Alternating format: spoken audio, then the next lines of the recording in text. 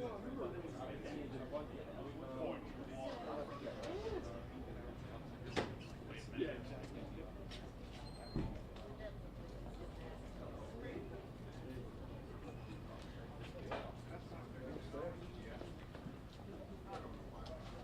going to take a minute. We got some other folks that are going to come out.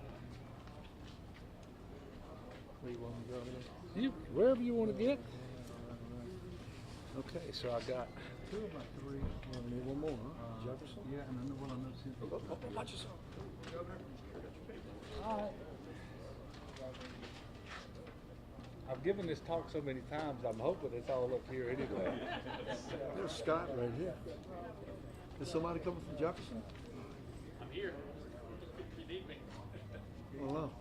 Ricky and I are the only ones here. Ricky left. Oh, Ricky left? Pretty sure. I got about 7 minutes left before I go to. But I'm here for now. I will, if there's a question for Jefferson, I see the sheriff over here, so Questions early. it'll be good. You know what, Sheriff, before we go, I do have a question. Here's this shot. You good? That's your ranch. Range Academy, property.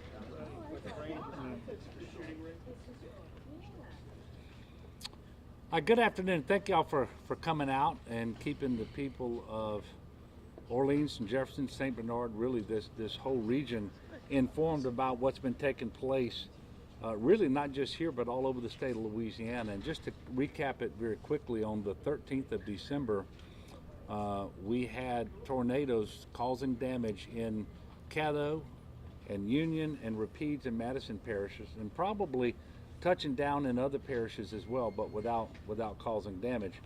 And then as part of the same storm system, yesterday we had a number of additional parishes that experienced significant damage because of tornadoes, and they include Iberia and then St. Charles, and then, as you know, here in this region, St. Bernard, Jefferson, and Orleans.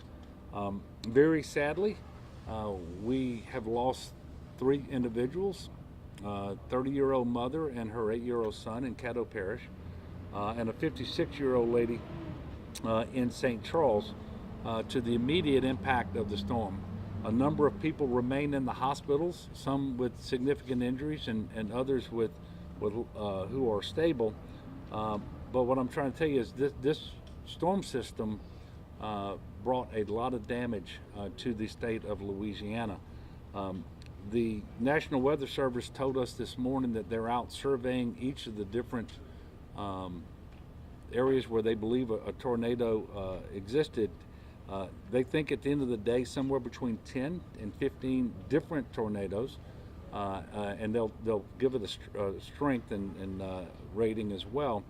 But think about that. In 24 hours, as many as 15 hurricanes on the brain, tornadoes, and the one we had here that went from Jefferson to Orleans and then into St. Bernard, that was one. And it was likely an EF2 is what we're being told. I want to thank all the first responders who did tremendous work. They went out immediately doing search and rescue, which is so important because you're already searching a residence that doesn't resemble a residence, and you're doing it, you're either in the dark or in a hurry before it gets dark so that you can do that as effectively as possible. So for the fire service folks, for the law enforcement folks, for all of the disaster management people that we have in this region, I want to thank them. I also want to thank the individuals who were just neighbors to one another. And then on the ground already, we have so many charity organizations, whether it's the Red Cross, whether it's United Way, Catholic Charities, and so many others, especially from the faith-based community. We appreciate their work. You all know that yesterday, before I left to go up north, I signed a state declaration for disaster. So state resources, including personnel, equipment, and funding, are available for response and recovery for these tornadoes across the state. I do want to manage expectations because we don't believe that we will qualify for assistance from the federal government as of right now. We don't believe that there will be a federal disaster declaration. We don't think that there will, in fact, we're quite certain no individual assistance will be available. And we're going to go through all of the property damage assessments to see whether there's enough public infrastructure that's been damaged that we can meet that monetary threshold to get some help, cost share from the federal government. At this point, we don't believe we're going to make that either. So I'm saying that so we manage expectations of what people can expect going forward, but also to highlight the importance of all of the organizations that we have on the ground that I just mentioned as well when it comes to delivering assistance for people all across our state. And this happens as the weather's getting colder and 10 days before Christmas. And to a lot of people who are just now recovering from Hurricane Ida. I will tell you that was especially heartbreaking in St. Charles Parish because literally the strongest part of the storm went through St. Charles right there and really damaged the community. They were just putting that back together when the tornado yesterday went through there, killing the 56-year-old lady that I mentioned before. I do want to warn people that we still have traffic signals that are out because they have been damaged. There may be a few out left because power remains out in some places, so people need to be careful when they're out and about. I can tell you that nobody should be out sightseeing. There's so much work going on to remove debris to let homeowners go back in and get valuable possessions, to remove the wire that's on the street and on the ground level, and all the linemen who are working to restore electrical services. And so nobody needs to be sightseeing. There just isn't room for that. And our law enforcement officers need assistance on that. Do want to talk a little bit about generator safety. The temperature is dropping even as we're out here right now and we're in for a cooler weekend. It has been our experience in recent years that carbon monoxide poisoning kills more people than the direct impact of the storms. We don't want that to happen here. So please, if you're going to use a generator, do it safely. The generator needs to be at least 20 feet from your home. It needs to be in a well-ventilated area, certainly not inside the home, not under the home, not under a vent or window or door. And please don't refuel it while it's hot. Turn it off, let it cool down for 20 minutes to refuel a generator. If you receive damage to your house, we're asking you to report the damage to damage.la.gov. Again, this is not an application for assistance. It just helps us and the federal authorities assess the severity of the damage and so forth. I want to thank all the people who are up here with me. So earlier today I was in Iberia Parish, then I went to St. Charles Parish, but because we have fewer daylight hours and we had 5 parishes that we wanted to meet with today, we had the cooperation of the folks from St. Bernard, Jefferson, and Orleans to have this one meeting here, but we were able to fully get a sense of the damage in terms of businesses and homes, those people who are affected, what shelters are open, that sort of thing.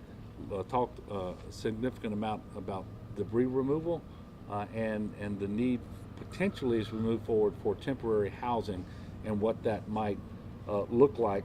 And certainly we're going to continue that discussion going forward. But I do want to thank all of the folks who are here and the folks who aren't standing behind me, because that room was full of a lot of dedicated public servants who are doing their very best and quite frankly doing a great job to serve the citizens in this region. So with that, we're going to take some questions, and you can direct a question either to me or to any of the people standing behind me should you choose to do so. Yes, ma'am. Governor, in terms of temporary housing, what do you think the state can do to help these communities? Yeah. Well, the first thing we have to do is in the very near term, meaning tonight and over the next several nights, working with Red Cross, working with Catholic Charities and so forth, and the parishes. Are we going to have shelters? I think there will be some shelters, congregate shelters. Relatively low numbers because the vast majority of people, even if their homes have been destroyed, they have an opportunity to go live with a relative or a friend. And this is unlike a hurricane where you may have a huge number of homes that are not habitable. They're able to go and do that. But that's not going to be an option for everyone. And so working to have congregant sheltering and potentially moving some people whose homes have been damaged to the point where they can't live there in hotel rooms, and then working to get them into permanent housing.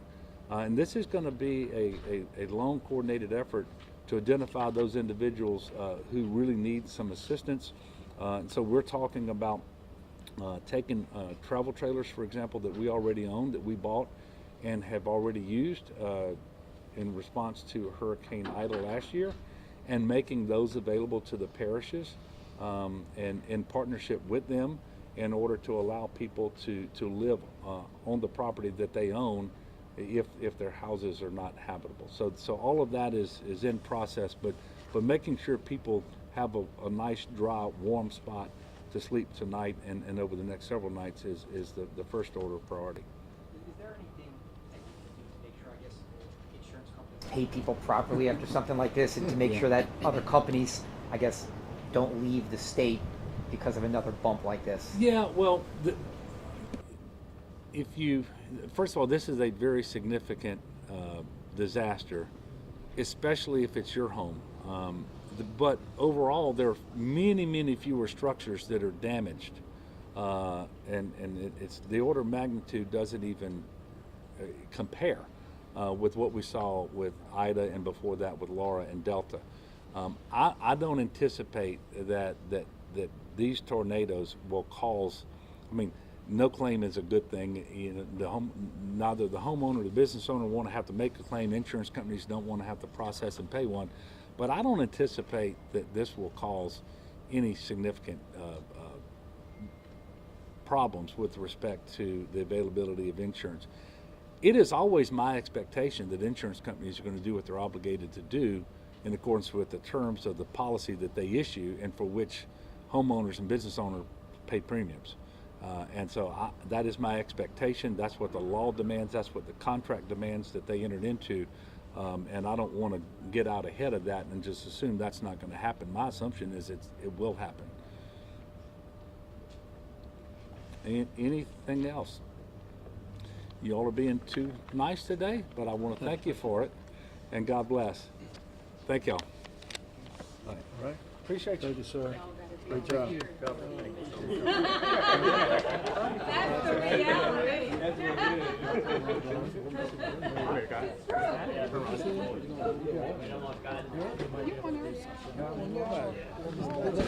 Nice like that.